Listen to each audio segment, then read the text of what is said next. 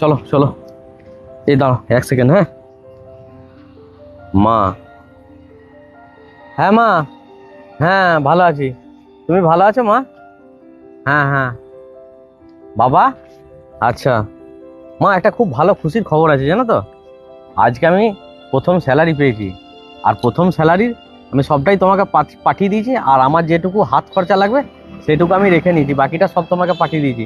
হ্যাঁ মা, তুমি খরচা করো, কোনো অসুবিধা নাই গো। হ্যাঁ হ্যাঁ হ্যাঁ, ঠিক আছে মা। হ্যাঁ তুমিও ভালো থেকো, রাখলাম। হ্যাঁ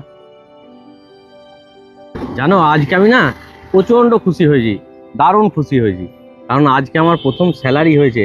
আর আমার জীবনে একটা স্বপ্নই ছিল যে প্রথম স্যালারি আমি যেন আমার মায়ের হাতে তুলে দিতে পারি। আর সেইটা আমি দিতে পেরেছি, তুলে দিতে পেরেছি আমার মায়ের হাতে। সেই জন্য আজকে আমি প্রচন্ড খুশি আছি। এত খুশি তোমাকে বলে বোঝাতে পারবো না। আর সত্যি করেই তুমি দেখো যে একটা ছেলে যখন নিজের কর্মজীবনে যায়, প্রথম স্যালারি তার মায়ের হাতে তুলে দেওয়ার মতন মানে দারুণ জিনিস আমি অন্তত পক্ষে ভাবি যে আর কিছু নেই।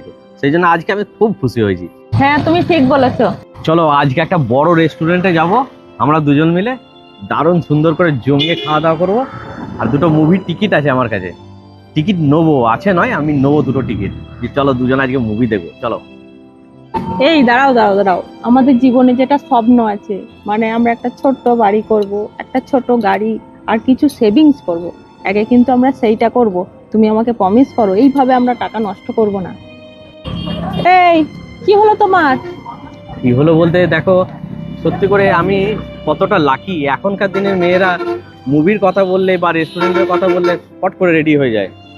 আর তুমি এত ভালো, আমি একটা লাইফ পার্টনার আমি অজান্তেই পেয়ে গেছি। তোমার মতন এত সুন্দর একটা লাইফ পার্টনার, যে লাইফ নিয়ে ভাবে, যে আমাকে ফালতু খরচা করতে দিতে চায় না, সেভিংস এর কথা ভাবে।